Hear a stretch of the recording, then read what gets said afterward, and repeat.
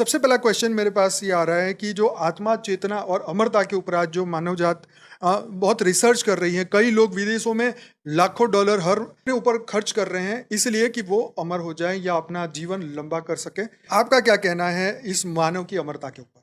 देखो, सबसे पहले हम वेदों शास्त्रों के हिसाब से अमर क्या है, ठीक है। अमरता क्या है। ठीक है। क्योंकि हम मृत्युलोक में हैं, कोई अमर लोक में तो है ही नहीं। बिल्कुल।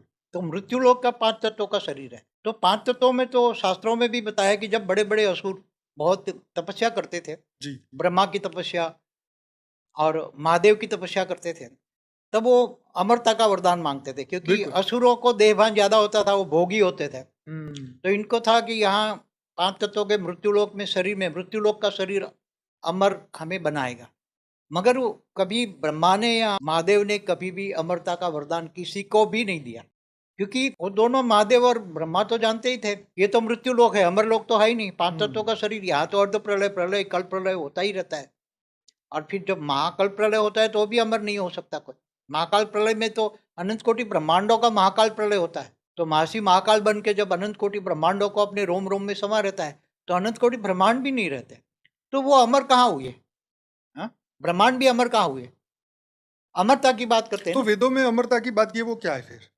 ये परम धाम में जब अच्छा, ब्रह्मांड, आत्मा परम धाम में पहुंच जाती है तो अमरत्व का अनुभव करती है। आत्मा जब धरती से ऊपर 7 लोक है ना, तो ये भूलोक से भूपुरलोक, स्वर्गलोक, महालोक, जनलोक, तपलोक, सत्यलोक, फिर उसके ऊपर ब्रह्मापुरी, उसके ऊपर विष्णुपुरी, शिवपुरी, परमधाम पहुंच जाती हैं। तो ये आत्मा को अमर लोक कहते हैं, परमधाम को अमर कहते हैं, अमर लोक ब्रह्मलोक कहते हैं। तो आत्मा ब्रह्म स्वरूप बन गई, ब्रह्मलोक चली गई, तो वो अमर बन गई। मगर जब तक ब्रह्मांड है तब तक वो अमर है। हम्म। बाद में जब ब्रह्मांड का महाकाल प्रलय में अनंत कोटि ब्रह्मांडों को महाशिव महाकाल बन के अनंत कोटि ब्रह्मांडों को अपने रोम रोम में समा लेता है, तो एक पूरा ब्रह्मांड भी एक सेल बन गया। जैसे महाशिव निर्गुण महाब्रह्म ने जब एक संकल्प किया कि मैं एक से अनेक हो जाऊं, महाब्रह्म ने, तब अनंत अनंत शिव पैदा हो गए, अनंत अनंत निराकारी शिव, हम्म। निराकारी ब्रह्म पैदा हो गए। ठीक है। ऐसे तो ब्रह्म को निर्गुण निराकार कहते हैं, उसका रूप रंग कोई आकार नहीं होता।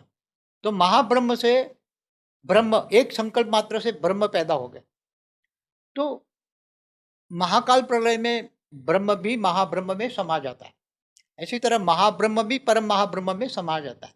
ऐसे तरह परम परम जो सनातन कहते हैं ना, सनातन माना शाश्वत अमर, जिसका कोई विनाश नहीं होता। जी जी जी। तो जो बेहद का ज्ञान लोगे, बेहद का ब्रह्म ज्ञान लोगे, हम्म। ब्रह्म ज्ञान, आत्मज्ञान, ब्रह्म ज्ञान लोगे, तो समझ में आ जाएगा कि बेहद के विश्व में कहाँ कितनी कलाओं के ब्रह्मांडों तक हम्म। सर्जन विसर्जन होता है।